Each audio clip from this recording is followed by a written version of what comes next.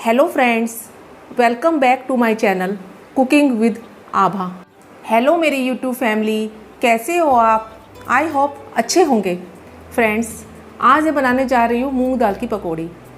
अब बारिश आज आ रही है सुबह से, तो जब बारिश होती है तो इसमें पकौड़ी खाने का अपना ही अलग मज़ा आता है।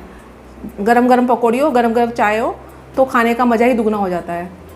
तो अगर आपको मेरी ये रेसिपी अच्छी लगे, मेरे चैनल को लाइक, सब्सक्राइब और बेल आइकन को प्रेस करना ना भूलें, जिससे मेरी लेटेस्ट वीडियो आप तक आसानी से पहुंच सके। तो चलिए मूंग दाल की पकौड़ी को बनाना स्टार्ट करते हैं।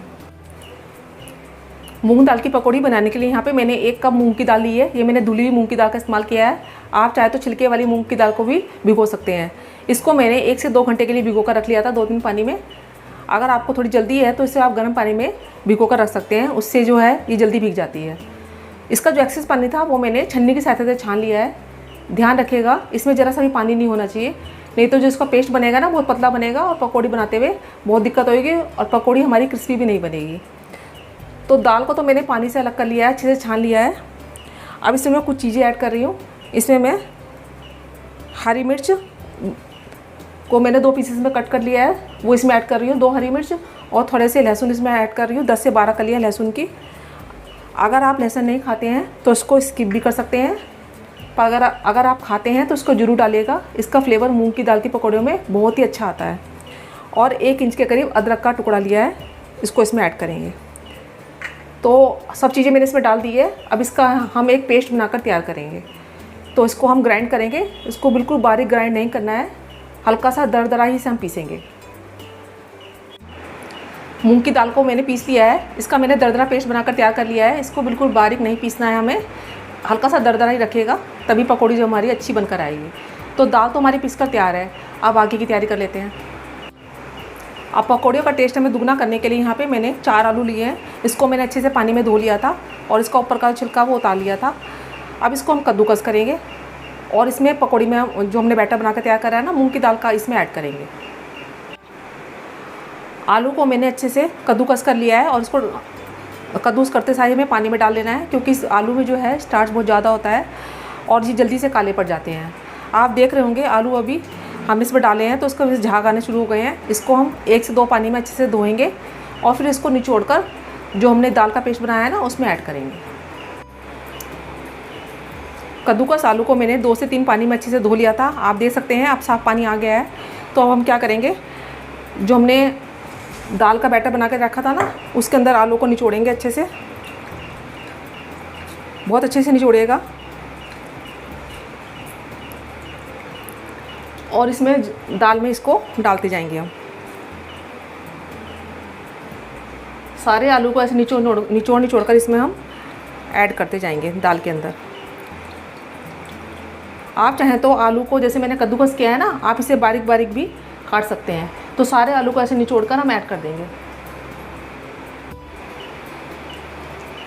तो आलू डालने के बाद इसमें हम कुछ मसाले ऐड करेंगे। सबसे पहले मैं इसमें 1 चम्मच जो है सौंफ का डाल रही हूँ। सौंफ डालने से इसका फ्लेवर बहुत ही अच्छा आता है। थोड़ी सी हींग डालेंगे, हींग डाइजेशन भी अच्छी रहती है और इसका टेस्ट भी अच्छा आता है। ज़्यादा नहीं डालना है, बस 2 पिंच के करीब इसमें हींग ऐड कर रही हूँ। धनिया पाउडर, पिसा हुआ धनिया पाउडर ऐड कर रही हूँ 1 चम्मच के करीब। आप चाहें तो साबुत धनिया को भी क्रश करके डाल सकते हैं। लाल मिर्च पाउडर, ये आप अकॉर्डिंग टू टेस्ट ऐड करिएगा, जितना भी है स्पाइसी आप पसंद करते हैं। कलर पकौड़ी में अच्छा है, इसके लिए मैं थोड़ी सी हल्दी पाउडर ऐड कर रही हूँ इसके अंदर। हल्दी पाउडर डालने के बाद मैं इसमें अमचूर पाउडर डालेंगे। इसमें 1 चम्मच के करीब अमचूर पाउडर ऐड करेंगे, इससे बहुत ही अच्छा फ्लेवर आता है। और आधा चम्मच के करीब इसमें गरम मसाला ऐड कर रही हूँ। आप चाहें तो अमचूर की जगह चाट मसाला भी ऐड कर सकते हैं, उससे ही बहुत अच्छा फ्लेवर आता है। और थोड़े से चिली फ्लेक्स ऐड करेंगे इसमें। आप चाहें तो इसमें हरी मिर्च भी काट कर ऐड कर सकते हैं, पर मैं आधा चम्मच के करीब इसमें चिली फ्लेक्स ऐड कर रही हूँ। अब यहाँ पे मैंने 2 मीडियम साइज़ के प्याज लिए थे, इनको मैंने रफली चॉप कर लिया था, वो इसमें ऐड करेंगे हम।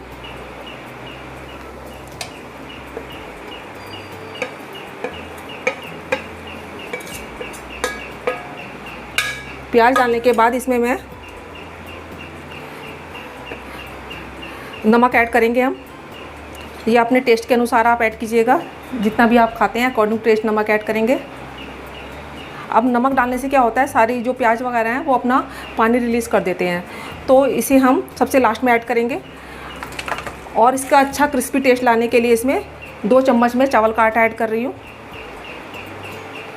इससे क्रिस्पी भी रहती हैं पकौड़ी, और जो हमारा पानी रिलीज़ होता है ना सब्जियों से, वो भी बाइंड करने में से आसानी रहती है। तो सब चीज़ों को अच्छे से हम मिक्स कर लेंगे। आप इसमें फ्रेश धनिया पत्ती भी इसमें ऐड कर सकते हैं। सब चीज़ों को अच्छे से मिक्स करेंगे हम इसमें। सब चीज़ों को मैंने अच्छे से मिक्स कर लिया है। अब इसकी हम छोटी छोटी पकौड़ियाँ बनाकर तैयार करेंगे। आप इसे कोई भी शेप दे सकते हैं। तो मैंने इसे तलने के लिए ऑयल पहले से गर्म होने के रख दिया था गैस पे। तो अब आगे की प्रोसेस करते हैं।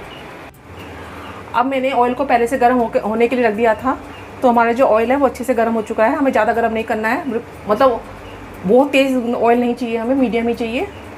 तो हम इसकी शेप देंगे पकौड़ियों की और इसमें डालते जाएंगे। छोटी बड़ी अपने हिसाब से आप एडजस्ट कर लीजिएगा। जितनी एक बार में पकौड़ी आ जाए उतना ही हमें डालेंगे इसमें।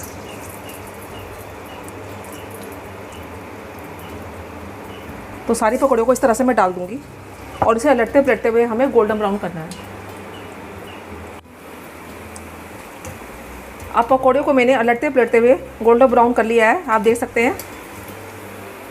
मैं आपको उनको पास से दिखा दूँ कितना अच्छा इसका कलर आया है। तो हमारी जो पकौड़ी है वो तो तलकर तैयार हो चुकी है। अब इनको हम एक प्लेट में टिश्यू पेपर पे निकाल लेंगे, जिससे कि जो एक्सेस ऑयल है वो हमारा निकल जाए।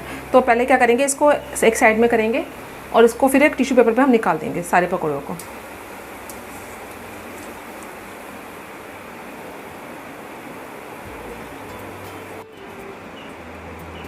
तो उसको तो मैंने टिश्यू पेपर निकाल लिया है। अब बाकी के पकौड़ियों को भी हम इसी तरह से डालकर फ्राई कर लेंगे।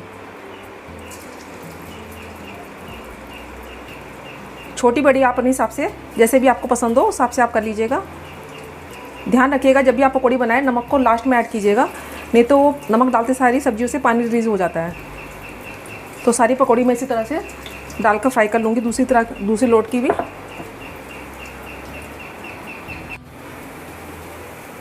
तो हमारी दूसरी लोट की पकौड़ियाँ भी बनकर बिल्कुल तैयार है।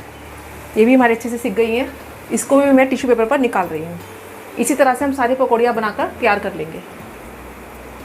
हमारी मूंग दाल की गर्मा गर्म पकौड़ी बनकर बिल्कुल तैयार है। आप देख सकते हैं, देखने में यम्मी लग रही है ना, ये खाने में ये बहुत ही टेस्टी लगती है और बहुत ही जल्दी बन जाती है।